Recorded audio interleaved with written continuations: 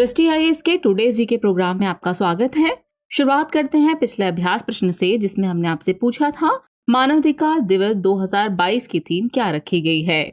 आपके ऑप्शन थे option A dignity freedom and justice for all, option B dignity freedom and independence for all, option C dignity freedom and equity for all, या फिर option D dignity freedom and equality for all. तो इस प्रश्न का सही उत्तर है विकल्प A dignity freedom and justice for all. आप में से कई व्यूअर्स ने इस प्रश्न का एकदम ठीक जवाब दिया है। इसी तरह कमेंट बॉक्स में अपने आंसर भेजते रहिए। चलिए अब आगे की बात को एक्सप्लेनेशन से समझते हैं। बीते 10 दिसंबर को मानवाधिकार दिवस मनाया गया। इस वर्ष यानी 2022 में इस दिवस की theme dignity freedom and justice for all रखी गई है, इसलिए विकल्प ए सही है। 10 दिसंबर 1948 को संयुक्त राष्ट्र महासभा ने मानवाधिकारों की सार्वभौमिक घोषणा यानी यूडीएचआर को अपनाया था। यही कारण है कि हर साल 10 दिसंबर को मानवाधिकार दिवस मनाया जाता है। आपको बता दें कि मानवाधिकारों की सार्वभौम घोषणा की 75वीं वर्षगांठ 10 दिसंबर 2023 को मनाई जाएगी। इस तरह इस प्रश्न का सही उत्तर है विकल्प A dignity freedom and justice for all. चलिए शुरुआत करते हैं आज के एपिसोड की। तो आज के एपिसोड का पहला प्रश्न है, भारत में लिंग उत्तरदायी शहरी गतिशीलता और सार्वजनिक स्थानों को सक्षम करने पर टूल किट किसने लॉन्च की है।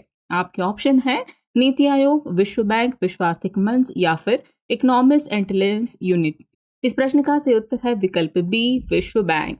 हाल ही में विश्व बैंक ने भारत में लैंगिक उत्तरदायी शहरी गतिशीलता और सार्वजनिक स्थानों को सक्षम करने पर टूल किट लॉन्च की, इसलिए विकल्प बी सही है। इस टूल किट को महिलाओं की यात्रा आवश्यकताओं के लिए भारतीय शहरों में सार्वजनिक परिवहन को अधिक समावेशी बनाने के उद्देश्य से लॉन्च किया गया है। यह दुनिया भर से सर्वोत्तम प्रथाओं और प्रयासों के 50 मामलों के अध्ययन को एक साथ लाता है। विश्व बैंक के अनुसार इस टूल किट में व्यवहारिक उपकरण है जो नीति निर्माताओं के साथ साथ निजी या समुदाय आधारित संगठनों को सूचित कर सकते हैं। जब सार्वजनिक परिवहन तक पहुंचने की बात आती है तो सुरक्षा की कमी महिलाओं के लिए एक बड़ी बाधा है।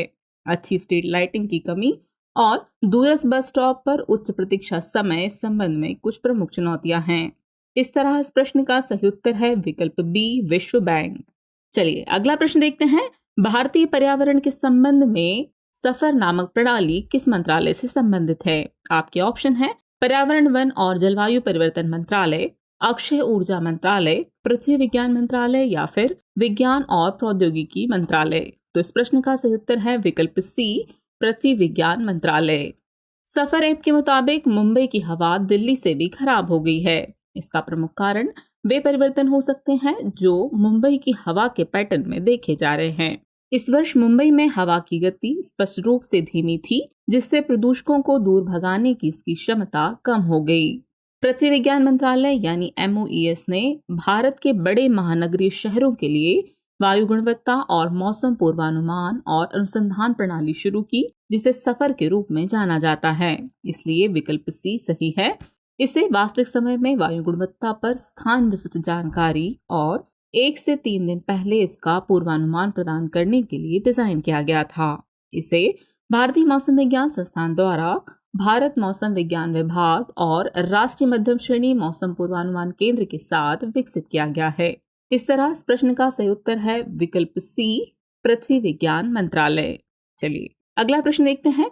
भारतीय जैव विविधता के संदर्भ में बद्री गाय किस राज्य की स्वदेशी नस्ल है। आपके ऑप्शन है उत्तराखंड, तमिलनाडु, केरल, या फिर आंध्र प्रदेश। तो इस प्रश्न का सही उत्तर है विकल्प ए उत्तराखंड। उत्तराखंड अपनी देसी बद्री गाय की उत्पादकता बढ़ाने के लिए इसकी आनुवांशिक वृद्धि की योजना बना रहा है, इसलिए विकल्प ए सही है। उत्तराखंड के अधिकारियों ने बद्री गाय के उत्पादन में सुधार के लिए सेक्स सॉर्टेड सीमन तकनीक का उपयोग करने का प्रस्ताव दिया है। उन्होंने उच्च आनुवांशिक स्टॉक के मवेशी पैदा करने के लिए भ्रूण स्थानांतरण विधि का विकल्प चुनने का भी प्रस्ताव दिया है। बद्री नस्ल का नाम 4 धाम के पवित्र मंदिर बद्रीनाथ से लिया गया है। गाय की यह नस्ल लंबी टांगों और विभिन्न रंगों के साथ आकार में छोटी होती है। यह नस्ल तुलनात्मक रूप से रोगों के प्रति अधिक प्रतिरोधी है, क्योंकि यह औषधि जड़ी बूटी खाती हैं और प्रदूषण, पॉलिथीन एवं अन्य हानिकारक चीजों से बहुत दूर है। इस तरह इस प्रश्न का सही उत्तर है विकल्प ए उत्तराखंड। चलिए अगला प्रश्न देखते हैं। हाल ही में क्रोकोनी शब्द समाचारों में था, यह किससे संबंधित है? आपके ऑप्शन है नासा का आर्टेमिस मिशन, उष्णकटिबंधीय चक्रवात मैंडूस, अंटार्कटिका अभियान या फिर सबसे कठोर सामग्री। तो इस प्रश्न का सही उत्तर है विकल्प डी, सबसे कठोर सामग्री। चलिए एक्सप्रेशन आगे की बात को समझते हैं। हाल ही में वैज्ञानिकों ने क्रोमियम, कोबाल्ट और निकल से बनी मिश्र धातु की जांच करते हुए किसी भी सामग्री की अब तक दर्ज की गई उच्चतम कठोरता को मापा है। क्रोकोनी धातुओं के एक वर्ग का एक उपसमुच्चय है जिसे उच्च एंट्रोपी मिश्र धातु कहा जाता है। आज उपयोग में आने वाली सभी मिश्र धातुओं में एक तत्व का उच्च अनुपात होता है, लेकिन HEA प्रत्येक घटक तत्व के बराबर मिश्रण से बने होते हैं। तरल हीलियम तापमान यानी 20 केल्विन के पास सामग्री की कठोरता 500 मेगापास्कल वर्ग मूल मीटर जितनी अधिक है। यह धातु न केवल असाधारण रूप से मजबूत है, बल्कि ठंडा होने पर इसकी ताकत एवं लचीलेपन में और बढ़ोतरी हो जाती है। इसलिए विकल्प डी सही है। इस तरह इस प्रश्न का सही उत्तर है विकल्प डी, सबसे कठोर सामग्री। अगला प्रश्न है, भारत ने किस देश में इंडिया ग्लोबल फोरम 2022 खोला है? आपके ऑप्शन है सऊदी अरब, संयुक्त अरब अमीरात, ओमान या फिर कतर। तो इस प्रश्न का सही उत्तर है विकल्प बी, संयुक्त अरब अमीरात। हाल ही में भारत के विदेश मंत्री ने इंडिया ग्लोबल फोरम 2022 का संयुक्त अरब अमीरात यानी UAE में उद्घाटन किया, इसलिए विकल्प बी सही है। यह 5 दिवसीय भव्य आयोजन है जो भारत, UAE और दुनिया भर से प्रमुख राजनीतिक, व्यापारिक और सांस्कृतिक हस्तियों को एक साथ लाएगा। भारत और UAE के बीच द्विपक्षीय संबंधों, जलवायु, वित्त, प्रौद्योगिकी और निवेश के संदर्भ में भारत की वैश्विक आकांक्षाओं पर चर्चा करने का अवसर भी होगा। यह फोरम क्षेत्रीय और वैश्विक प्रभाव के लिए दोनों देशों के व्यवसायों और उद्यमियों को एक साथ काम करने का अवसर भी प्रदान करेगा। इस तरह इस प्रश्न का सही उत्तर है विकल्प बी, संयुक्त अरब अमीरात। अगला प्रश्न है, निम्नलिखित कथनों पर विचार कीजिए। कथन 1 है किसी राज्य के मुख्यमंत्री की नियुक्ति राष्ट्रपति द्वारा की जाती है। कथन 2 है किसी राज्य की मंत्रिपरिषद में मुख्यमंत्री सहित कुल मंत्रियों की संख्या 15% से अधिक नहीं होगी। उपरोक्त में से कौन सा या कौन से कथन सही है या फिर है केवल एक, केवल दो, एक और दो दोनों, और न तो एक न ही दो। तो इस प्रश्न का सही उत्तर है विकल्प बी, यानी केवल 2 कथन है जो सही है। चलिए एक्सप्रेशन आगे की बात को समझते हैं। हाल ही में सुखविंदर सिंह सुक्खू ने हिमाचल प्रदेश के 15वें मुख्यमंत्री के रूप में शपथ ली। आपको बता दें कि भारतीय संविधान के अनुच्छेद 164 के अनुसार मुख्यमंत्री की नियुक्ति राज्यपाल द्वारा की जाती है, इसलिए कथन 1 सही नहीं है। जबकि अन्य मंत्रियों की नियुक्ति राज्यपाल द्वारा मुख्यमंत्री की सलाह पर की जाती है, जो राज्यपाल के प्रसाद पर्यंत मंत्री पद धारण करते हैं। किसी राज्य की मंत्रिपरिषद में मुख्यमंत्री सहित मंत्रियों की कुल संख्या उस राज्य की विधानसभा के सदस्यों की कुल संख्या के 15% से अधिक नहीं होगी, इसलिए कथन 2 सही है। यह प्रावधान 91 संवैधानिक संशोधन अधिनियम 2003 द्वारा जोड़ा गया है। इस प्रकार विकल्प बी सही है, यानी इस प्रश्न का सही उत्तर है विकल्प बी, केवल 2 कथन जो है सही है। अगला प्रश्न है, हाल ही में चर्चा में रहे मीजोट्रोपिस पैलिटा, फ्रिटिलोरिया सिरोसा और डेक्टा एलोरिजा हटागिरिया क्या हैं? आपके ऑप्शन है औषधीय पौधे, कोरल, महासागरीय निक्षेप या फिर कीटनाशक। तो इस प्रश्न का सही उत्तर है विकल्प ए, औषधीय पौधे। हाल ही में हिमालय में पाई जाने वाली 3 औषधीय पौधों की प्रजातियों को IUCN की रेड लिस्ट में शामिल किया गया है। ये पौधे की प्रजातियां मीजोट्रोपिस पैलिटा, फ्रिटिलोरिया सिरोहोसा और डेक्टाइलोरिजा हेटागिरिया है, इसलिए विकल्प ए सही है। इन पौधों में मीजोट्रोपिस पैलिटा को क्रिटिकली इंडेंजर्ड, फ्रिटिलोरिया सिरोहोसा को वल्नरेबल और डेक्टाइलोरिजा हेटागिरिया को इंडेंजर्ड के रूप में सूचीबद्ध किया गया है। इस तरह इस प्रश्न का सही उत्तर है विकल्प ए, औषधीय पौधे। अगला प्रश्न है, प्रधानमंत्री स्वनिधि योजना के संबंध में निम्नलिखित कथनों पर विचार कीजिए। कथन 1 है यह केंद्र प्रायोजित योजना है। कथन 2 है यह पूरी तरह से आवास एवं शहरी मामलों के मंत्रालय द्वारा वित्त पोषित है। उपरोक्त में से कौन सा या से कथन सही है या फिर है केवल एक, केवल दो, एक और दो दोनों, और न तो एक न ही दो। तो इस प्रश्न का सही उत्तर है विकल्प बी, केवल 2।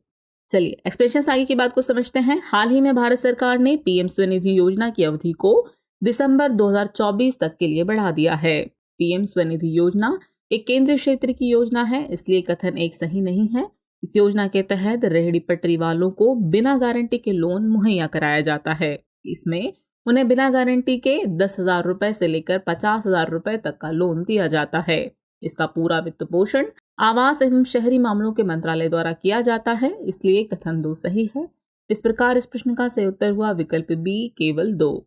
अगला प्रश्न है, स्टार्टअप को बढ़ावा देने के लिए डेयर टू ड्रीम योजना के संदर्भ में निम्नलिखित कथनों पर विचार कीजिए। कथन 1 है, रक्षा अनुसंधान और विकास संगठन 2019 से इसका आयोजन कर रहा है।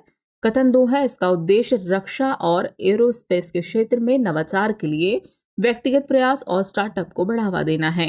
उपयुक्त में से कौन सा या से कथन सही नहीं है, या फिर है केवल 1, केवल 2, 1 और 2 दोनों, और न तो 1 न ही 2। तो इस प्रश्न का सही उत्तर है विकल्प डी, न तो 1 न ही 2। चलिए एक्सप्लेनेशन आगे की बात को समझते हैं। हाल ही में रक्षा राज्य मंत्री ने राज्यसभा में बताया कि पिछले 3 सालों में डेयर टू ड्रीम प्रतियोगिता के तहत 5,000 से अधिक आवेदन प्राप्त हुए हैं। रक्षा अनुसंधान और विकास संगठन यानी DRDO नवप्रवर्तकों उद्यमियों को एक साथ लाने के लिए 2019 से हर साल डेयर टू ड्रीम प्रतियोगिता आयोजित कर रहा है, इसलिए कथन 1 सही है। इसका उद्देश्य रक्षा और एरोस्पेस के क्षेत्र में नवाचार के लिए व्यक्तिगत प्रयास और स्टार्टअप को बढ़ावा देना है, इसलिए कथन 2 भी सही है।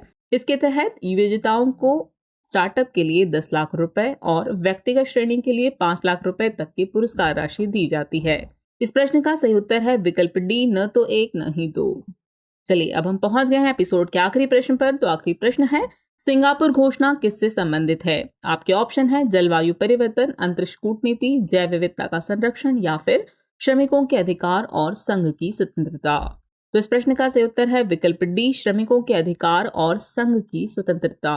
हाल ही में सिंगापुर में अंतर्राष्ट्रीय श्रम संगठन ILO की 17वीं एशिया और प्रशांत क्षेत्रीय बैठक में सिंगापुर घोषणा को अपनाया गया। यह घोषणा श्रमिकों की घटती मजदूरी, मुद्रास्फीति और बेरोजगारी के मुद्दे से संबंधित है। इस घोषणा ने सदस्य देशों के लिए राष्ट्रीय कार्रवाई की 10 प्राथमिकताएं निर्धारित की हैं। इसने सरकारों से संघ की स्वतंत्रता को बढ़ावा देकर सभी के लिए श्रम सुरक्षा सुनिश्चित करने का आग्रह किया, इसलिए विकल्प डी सही है।